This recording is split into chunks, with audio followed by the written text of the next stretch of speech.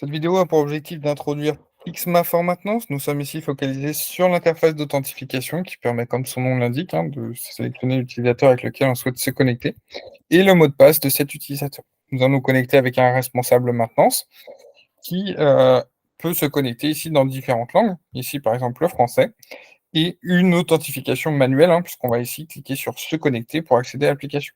Ça peut être automatisé en se connectant à votre annuaire d'entreprise.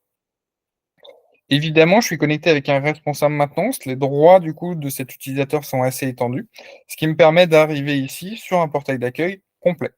Ce portail est entièrement paramétrable, tant en termes de charte graphique qu'en termes de fonctionnalités qui vont être disponibles sur ce portail.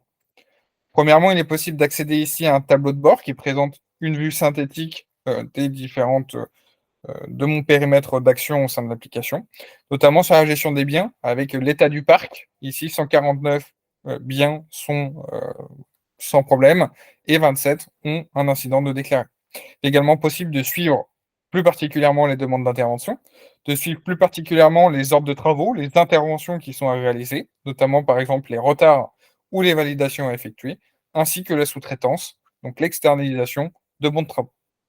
Il est possible de se focaliser également sur certaines partie de l'application.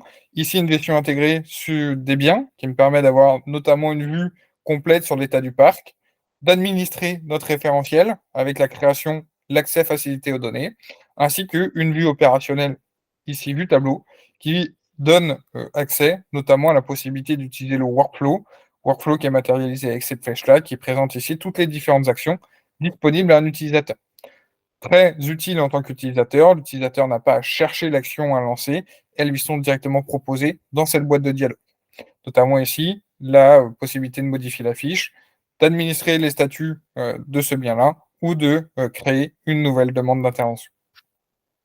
Demande d'intervention qu'il est possible de gérer au travers d'un menu dédié, d'avoir une vue de gestion des demandes d'intervention, notamment celles qui sont ouvertes depuis un certain délai paramétrable, d'en créer ou d'en rechercher, et également d'avoir la to-do list de toutes les demandes d'intervention qui sont à traiter selon le statut de celle-ci. Il est également possible de gérer la planification au sein de l'outil, planification au sens d'une vue gestion de charge, la vue agenda de l'équipe, ainsi que la possibilité de visualiser les interventions périodiques, par exemple les contrôles réglementaires et les préventifs. Il est également possible de gérer les indisponibilités des équipes au sein de l'application ou également de gérer les différents temps passés pour en consolider finalement des éléments d'expérience. Il est également possible de retrouver ici la liste, la to-do list de tous les ordres de travaux à planifier.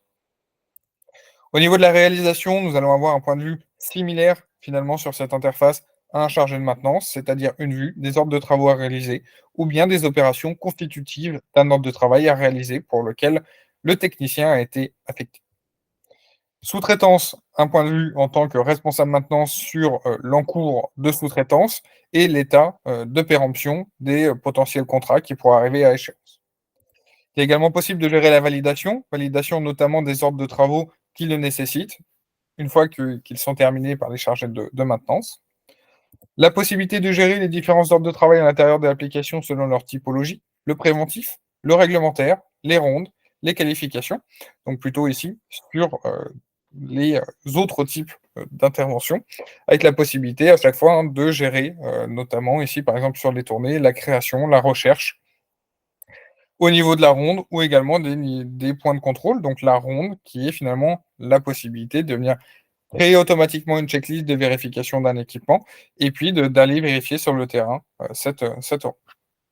Il est également possible d'avoir une vue stock pour accéder à l'état de stock des pièces ou des consommables, de visualiser l'état des habilitations, donc les habilitations qui sont le fait d'habiliter un technicien sur une compétence qui peut avoir du coup une durée de péremption. Donc ici, il est possible d'accéder notamment au suivi des expirations des habilitations, ainsi qu'à la matrice des habilitations en cas d'audit qui est disponible ici.